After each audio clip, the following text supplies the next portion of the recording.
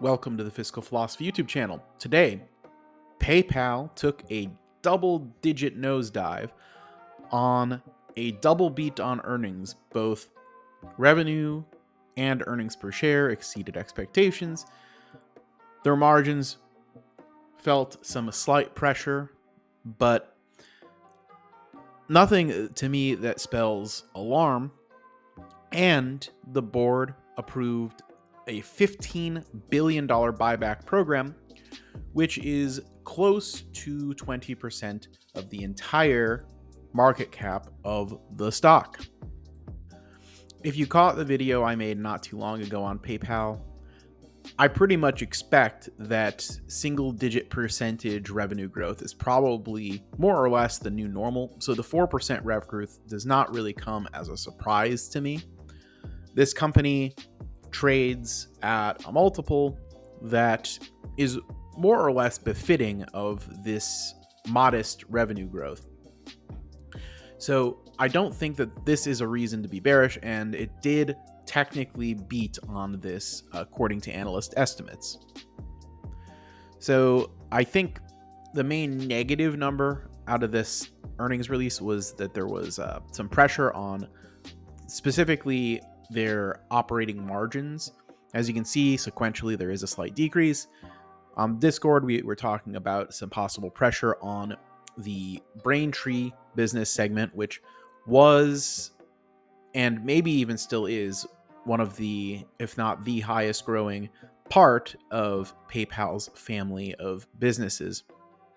And if that is experiencing pressure, the market could interpret that poorly.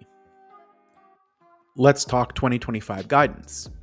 They plan to raise GAAP earnings per share from $3.99 in fiscal year 2024 up to between $4.80 and $4.95 per share in fiscal year 2025. So basically almost from $4 to $5 for EPS, which is pretty huge. Non-GAAP from $4.95 to $5.10. So those would be for different adjustments that they make. And you can hear what different people have to say on adjusted versus GAAP, but either way, we're basically talking about a jump from about $4 to about $5.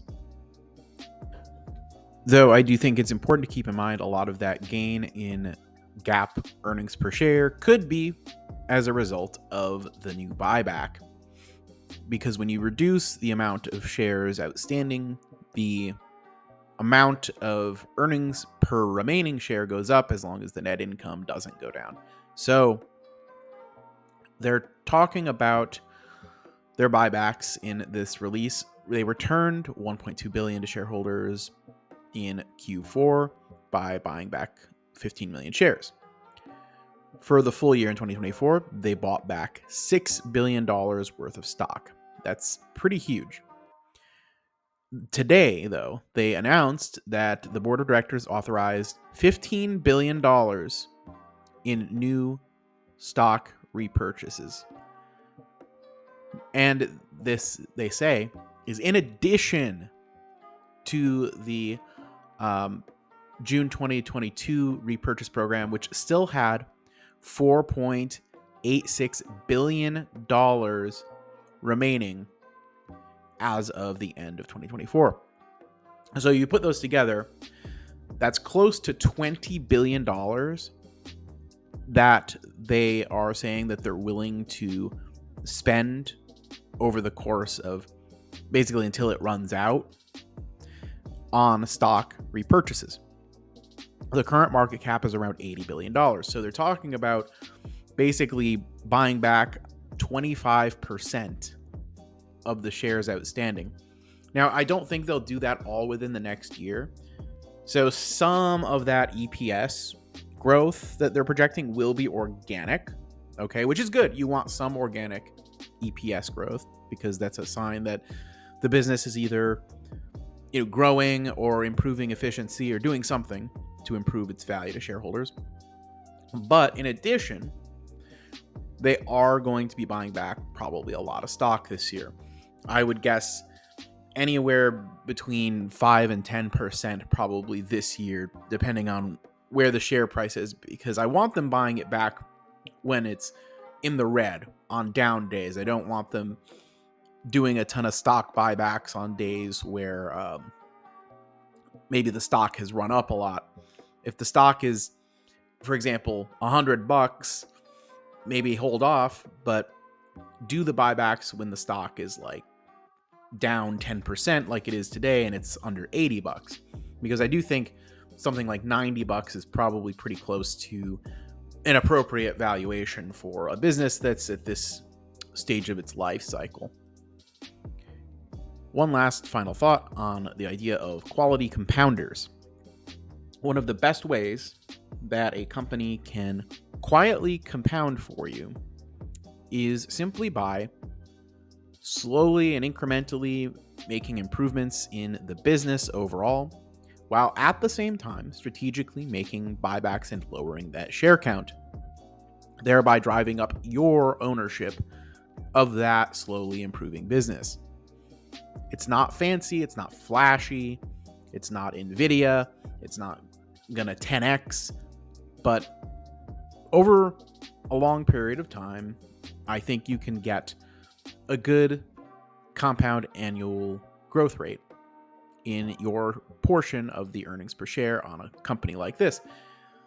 Now, this is a strategy that companies like Apple, for example, have used.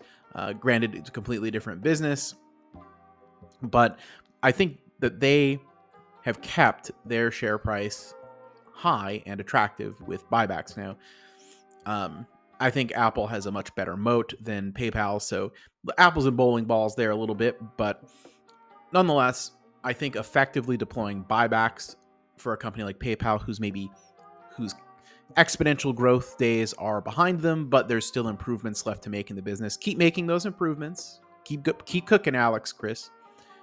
But keep doing the buybacks at the same time, and I think shareholders will be quite happy over the next couple of years. That's just my opinion on this.